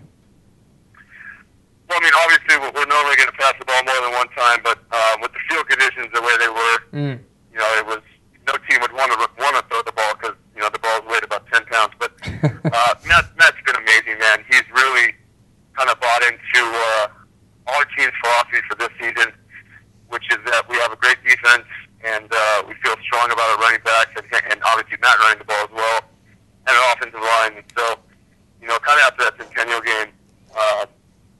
Our philosophy on our team was that our best chance to win for the rest of the season was, controlling the clock, using our defense to stop people, and then play the field position game. And Matt's been amazing at that. And he's made big throws throughout the season as well. So, we feel confident in our ability to pass the ball as well. But our number one priority as a team is to win. And when the game is in hand and we feel confident that we have the game won, we're not going to, try to do things to, sacrifice where we're at that time of the game. We had a debate about 40-yard dash times last week and just how realistic they are. On that grass field, do you think anybody was running a 4.440 tonight? No, that field was it was pretty much a mess, to be honest with you. It was a sloppy game, and it made the offensive game difficult for both teams. So, it was fun for the kids, but obviously there's some breaks that went for both teams that may not have occurred if it was on a regular field. And you've played Hayden Gavitt, obviously, and we're going to have this debate just about every week. It seems like it's been said that the kid from Centennial runs a 4.440. Matt Marin, your own quarterback, is a pretty fast kid. Do you believe those times when you hear stuff like that, like a 4.4 time, or does that seem like it does to me that's pretty unbelievably fast considering there's a whole lot of NFL guys that can't do a 4.440? Well, like I said, we've played Centennial probably about as much as anybody in the last 6 years. Sure. And when we played Centennial in Game 3, I was more than impressed with Gavitt's speed. I thought he was just a phenomenal runner. So I would believe that he runs that fast. It reminded me a lot of the speed that they had with Taylor Martinez and also Matt Scott. So, he's a great player, and he's probably the most explosive player in our division right now. That was a good compliment. 4.4 though. Legitimately, Ryan. If we're talking man to man here, you think he's got a 4.4? Well, Thomas Jackson, who played for us and played at Oregon, and very got fast. signed by the Jacksonville Jaguars. He's a 4.4 guy. Right. And Thomas is probably a little bit faster than him, but I would imagine that he's probably he's fast. Hayden Gavin's a fast player, so I'd love to have him on our team, that's for sure. And always careful, Ryan. That's what I like about you, and complimentary. A guy that wasn't always that was your predecessor there, Tommy Leach. He's a guy whose name is starting to get brought up now. It's that time of year where certain coaches are kind of on the hot seat and maybe some coaches headed out. To your knowledge, is Tommy Leach interested in getting back into that head coaching profession? And do you think he'd be a good fit, at this particular time? I would imagine that Tommy's interested, but, Tommy brings a lot of great things to any program. He brought, a belief to our program, and we're still using a lot of those qualities that he established in Chaparral. So, any program that's looking for a good coach, I'm sure his name's going to get thrown out there. And, he's a great football coach, and he's been very successful. So, like I said, I would imagine his name would be one of those ones that gets thrown in the hat for these jobs that come upon in the next, month or two. Mm-hmm. And we've got to ask you, man. It sounded like you're up to some fun times this evening. Where are you hanging out down there in Temecula region? Oh, we're just over at a place called Rodrigo's. Oh, there you go. Is that a hot spot over there? Yeah. Is that the Temecula hot spot? Not too hot. No, not too much going on there, to be honest with you. I was at the school, collecting the balls and making sure that the jerseys get all turned in, and a bunch of the coaches went over here, so I was able to stop by for a little bit. But right. I'm actually, my clothes got so wet tonight that my shoes were just soaked in mud, and I don't even have any shoes, so they're pretty much ruined. Right. Just talk about, you're a pretty young guy. Does the social life more or less end now that you're the head coach of such a respected program, or do you still find some time to get out and do some of the things? I mean, obviously you're also a dad, so I imagine you're kind of a 24/7 guy now, right? Well, my social life really, outside of teaching and coaching, is pretty much my family, and I love it that way. So when I get free time, I'm with my daughter and my wife, and I'm not too crazy of a guy. That's kind of who I am. So. Nothing's really changed. And any of your coaches give you kind of a hard time about that, razz you a little bit? Not too bad, but they know who I am, and we've known each other for a while. So, my first priority is my family, and I love them. I want to make sure they know that I love them too. Right. And last thing before we let you get out of here, obviously a big one coming up next week with Murrieta Valley. Talk about as far as the importance for the game for you guys. What's the thought process going into that game? With playoffs looming. Well, I mean, number one, Murrieta is a great team. They're 7-2, and from what I hear, they gave Vista a good battle tonight. Mm-hmm. They have some great players. Defensively, they continue to improve. So they're going to provide us a great challenge. And then it's going to come down to, who gets second place in the league. And second place, hopefully we'll get a little bit better seeding in the third place team. So, we are definitely focused, and we want to win that game, so we can give ourselves the best chance in the playoffs. Right. Now, before we let you officially go, like we said, Ryan, I mean, I'm so appreciative of the effort you're making to say the right things and do the right things. But let's get one bold prediction from you. It doesn't necessarily have to be football, but give me something bold right now before we let you sign off here. You know what? I think our team's competing as hard as they can, and I'm just excited that we're going to be able to play in the playoffs because I love my team, and I know our players love playing with each other, and so I'm just. I'm excited for the opportunity, and I'm going to be sad whenever our last game is, whether it's in the finals or after the first round. But we're going to do the best we can and work as hard as we can to make Chaparral happy, proud of us. Tuca, that wasn't very bold. But how about how late are you staying out tonight? You get a little bold in that department. No, man. I got some babysitting tomorrow. Grocery shopping. So I'm not too crazy of a guy, man. All right, man. Well, we appreciate it, Ryan. Best of luck to you as always, and nice to see Chaparral back on the map again this season. All right, man. Thanks. So there he is. My phone actually made it through. There was some worry. Oh, now he's gone. There was some worry. But there it is. That was good. That was extensive. He's an extensive coach, you might say. I don't know if that's necessarily an appropriate adjective. Like we said, I mean, he's kind of like we said, but a lot more careful than his predecessor with his word choice. He's no Rush Limbaugh. I don't think he's threatening to take old Rush's job anytime soon either. This is some interesting camera angles that Lewis is choosing. Having some over fun here. tonight. Having some fun. Yes, Lewis is just put a camera in his hand. He's like a kid in a candy store. You said it.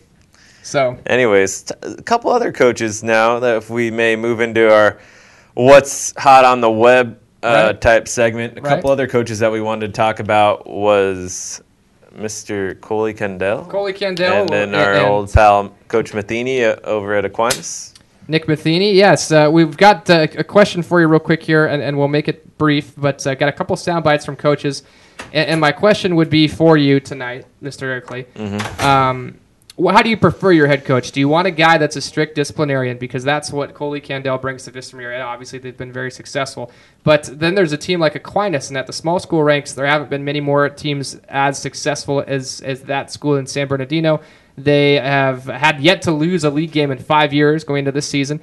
And Matheny is a guy that's just happy. He's happy-go-lucky. You know, he's excited for his team. He's pumped about his team. Before we get into the clips, Mr. Erkley, what would you prefer? Much like myself, I like a guy that can have a few laughs, but knows when it's business time. Okay. You know, Bagger Linebacker had a pick tonight, you know. Bagger Linebacker had a pick, you know. I can't remember the last time we completed a fade, a go pattern. I can't remember that. That was the Bagger quarterback. So hats off to those guys, you know, for stepping in when they needed to. Proud of our guys tonight. I'm not telling you it was perfect. I'm not telling you their film grades are going to be in the 80s, but there was a point in the game where we weren't going to throw a pass. It wasn't even in the equation. Just a balance, right? And so yeah, I'm proud of him. I'm proud of him. At the end, we hunkered down and we got after it, and you know that was a. It looked like really old Aquinas football, like 2000 Aquinas football, a little bit. See, I mean, the guy he's yucking it up on the sideline there, and Zink's got jokes as well, saying that we've got some NFL films going on. Entertainer. But the guy's just happy about his kids. He's excited about his kids. It wasn't the greatest game. 30-0. They only threw like 3 or 4 passes on the night, so it was kind of ugly. But still enjoying it. And now let's hear Coley Kendall, whose team won our game. We got what we deserved. We didn't practice very well this week. Our kids just didn't feel like practicing this week, and on the field is exactly what we got, how we practice. So it's not wasn't a surprise to me that we couldn't finish drives and that we couldn't stop them, because that's what we did in practice. And whatever you do in practice is what you're going to get on Friday night. And until our kids want to decide to practice at a different level, then we're going to be in tight games all the way through, and hopefully we win close ones, but eventually we're going to run into a juggernaut that's going to take us down if we're going to keep on. So I'm not real happy with those guys right now. Right. Wow. Coley. Yeah, he is not taking the team to McDonald's after this game. Yeah, he's this is the coach of the team who won our game of the week. Obviously, It's a big game. It was it wasn't a dominating effort, but that's kind of what Coley sort of expects from his guys. Expectations are high, right there, Coach. Coach Coley. Hey, he might have been mad there, but he's a very friendly guy. Yeah. He's but when he's when he's coaching. The dude's all business. So maybe we can bring Zink and Lewis into discussion. I don't know if there are any hot mics out there. But, as far as you guys are concerned, and you guys have seen some coaches around this area, what sort of coaching gets it done at the Inland Empire, in the Inland Empire area at the high school football level? Are you preferring guys that are disciplinarians like Coley or more of the jovial guy? It appears they are going Charlie Chaplin on us over here. So, Zink is pointing to the microphone is on the table. Ayo, I thought he was pointing to I'm gonna run it out there real quick, just to give these, because we've got to give these guys one little bit here. Zink's gonna come out and get the microphone himself. Look at this, it's gonna be live on air. You're witnessing some, history right here. Oh, here's Dave Zink. Now he can talk. The people have been waiting a long time to hear what he had to say on this topic, and finally a dream come true. Zink, if you could please tell us, what do you like in a coach? What do I like in a coach? Well, what type do you prefer? Organization. I like discipline.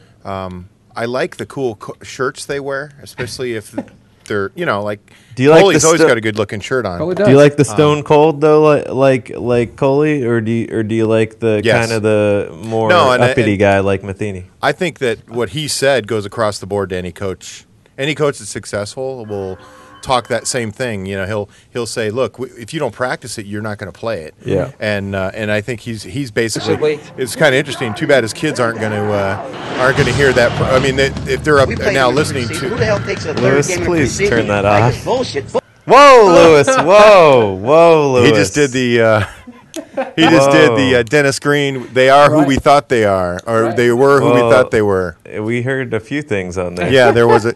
So, but back to what we were talking about. Sure. I really think that it's a matter of the coach. A coach like Coley is going to tell his kids that he's upset with them now. You can tell he's pretty buttoned down for being upset. Right. My coaches were never that buttoned down, and I'm Hey, sure but when he goes in the locker room, he does that whole hoarse voice thing as he's screaming at him, Yeah. and screams at him. And then Monday or tomorrow when they go and watch film, or Monday it'll be tomorrow probably. Mhm. They'll have their grading, and then when they get done with that, Monday it's back on the field, and he's just going to make his point that they need to. They're getting to the playoffs. You really got to ramp this stuff up. Sure. If you were talking to Allen Iverson though, he would say, "Practice? We talking about practice?" That's exactly what he would say. Not a game. How many NBA titles did Allen Iverson win? 0. 0. A great individual player, not a great team player. But how many titles has Coley Candell won?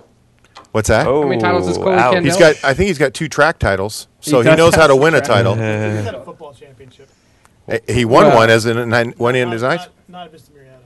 He didn't win one at Vista Marietta yet, as we're saying. No, but yeah, the certainly, point yeah. is he knows how to win championships. He knows how to motivate people to win championships. And believe me, anywhere else but in the Inland Empire, having to play against a team like Centennial, he probably would already have one. Right.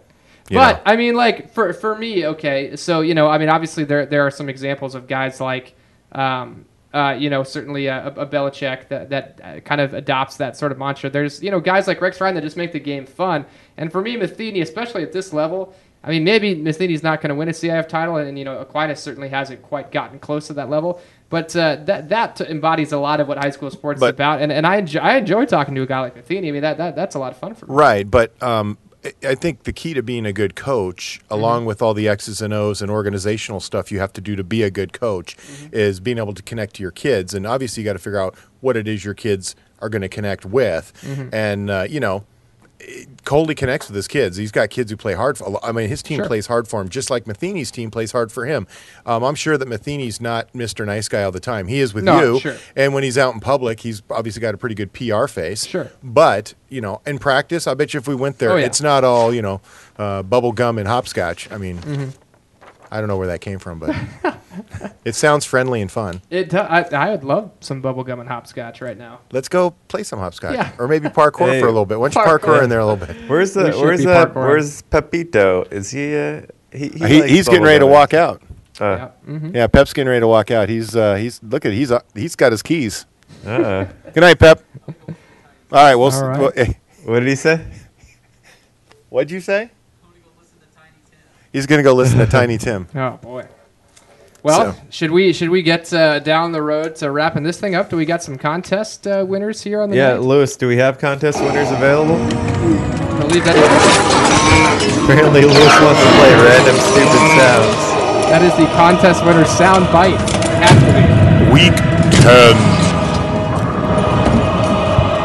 Here we go. Okay, so our contest winners for Week 10. We're just going to play this over the top of it. I don't know. Thank you, Lewis. Mindless. Okay, so Week 10, we have Scott Shum of Moreno Valley. Ooh, the Shumster. He actually had 24 correct. Is that right, Lewis? That's right. He had 20 Out of how many? 24 out of 25. Wow. That's not bad. Rick Zepik of Hemet, who seems to always be in the top 5, had 23 out of 25, and he actually finished second. He picked Vista winning 27-14.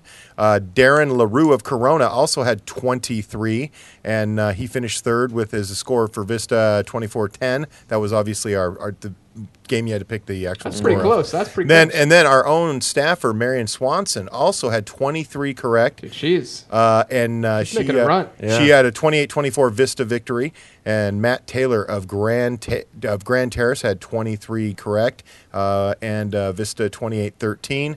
Of the leaders, I know that Rude Dog is still in the lead, followed by a mass of others, and I believe that our man Chris Erkley is either 6th or 7th overall with 100 and I want to say it's 197 total right out of 239. Right. So and Miriam's right on his heels, and EPJ is like 2 or 3 back. So that's where we stand on the contest. Of course, we don't want to mention where the rest of us are back or where we are. I think Will and I are holding up the caboose end of the train. There are a few every week that I like to think are sort of upset picks, and boy, I miss big time with the San G Rialto one this week, and certainly the Ukaipa one. Rialto lost. Did you have? I picked Rialto over. The big one was Beaumont losing to Tockwitz. I don't 97% picked. I don't think anybody. Yeah, I think there were 2 people that picked Tockwitz. And whatever. I mean, one of them was Tockwitz. Hey, well, in my online picks, I had Vista, but in the paper picks, I guess I accidentally did not pick Vista over Marietta Valley. I don't know, dude. He's a special kid. You're going to sit here and gripe about it? Did I just tell you you're in like 6th or 7th but place? hey, can we just leave it at that? Can you be a gracious? I'm like Tiger in 2000 before 2008. Okay, and see, this is where you're getting farther off the. I'm being going to be gracious about this. Let me just be in. Remember what I called you last night in the text message? Oh yeah. Yeah, let's not go there again, okay? He's being a regular Coley Candell right now. He's not just happy with winning. This is what's interesting about the contest is that there's a few times where the fans fall in love with certain teams. Like for whatever reason, they fell in love with Ramona this week. Oh, and they overwhelmingly picked Ramona, and they got whooped by Valley View. Without TJ Miller, I mean, they picked Ukaipa, they picked Temecula Valley, they picked Vista Murrieta, they picked Chaparral, they picked Santiago, they picked Norco. Centennial, but then there's a few they fell down on, and the other one was Lakeside beating Paloma. Only 3 people picked Lakeside. What a big game for Lakeside! That was Shock City. They stay alive in that playoff fight. All right. And the other one too, just real quick again, Tockwitz losing or beating Beaumont. 18 people picked Tockwitz to beat Beaumont. We will have all 18? Wow, that many. We will have all that. For 18. Lewis, did you have that one? That is a Hemet area school. That's true. I don't think so. No, I don't think he did. He's got loose ties to Beaumont. No, that's like the enemy ground. That's like no. That's like the Bloods and the Crips when you're dealing with Banning and Beaumont. It's all part of the past. It's all which family. I mean, although he's Lord Banning, the pass is kind of his realm. So it's the pass and Hemet. So I'm just happy to see. Say that again. We used to fight Beaumont. He used to fight Beaumont. And that somehow makes them close. For some reason, I don't think. I think it was I don't think Lewis fought anybody. A slap off, maybe. I was 22 and 3 last week. He was 22 and 3 last week. 22 and 3. Irrelevant. He totally walked past your. It's a slap off joke. Irrelevant comment. Thank you. Do you think he hit somebody and ran? I think so. Have you ever been in a fight, Lewis? Just coming to this place every day. And doing Erkley. He fought that burrito, that chili reno burrito yesterday. Rice and bean burrito. Well, Holden was 20 and 5 this week. What's up with that? Making my comeback, baby. Don't call it a comeback. It all starts. What about the peppercorn? Is he back in the dance? I think Pep was one of those. Pep was 21 out of 25. So he's coming back, yeah? How could he be 21 out of 25 and I'm 20 out of... As a local guy, I mean, you'd think that Pep would have it all. Yeah. Well, he talk like a local. He refuses to pick Redlands or Rev, and that's where he went wrong. Something to do with water rights in the city of Redlands. Won't stand for it. I don't know. True. He's feuding with the water rights people. It's an intense battle. It's a Hatfield McCoy situation. He's going to be shooting people that show up on his property. Whoa, hey now. It's a Tockwitz Beaumont battle. I think on that note, it's about time for us to say wrap her on up. It always has to end with something about Redlands public utilities. That's well, we're trying to make a difference in Pep's life. So if anybody in Redlands can help us figure out why the fees for water are so high, we'd like to know.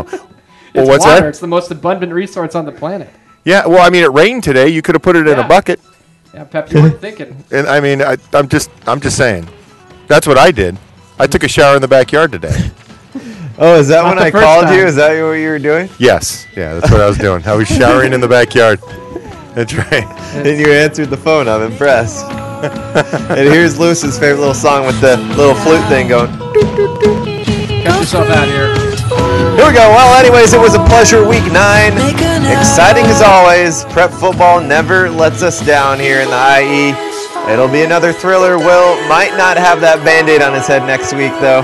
He's hoping to recover, and he's throwing like a quarter at the camera or something like that. Anyways, that means it is time for us to go. It's time to call it a night. Gonna catch some Z's over here.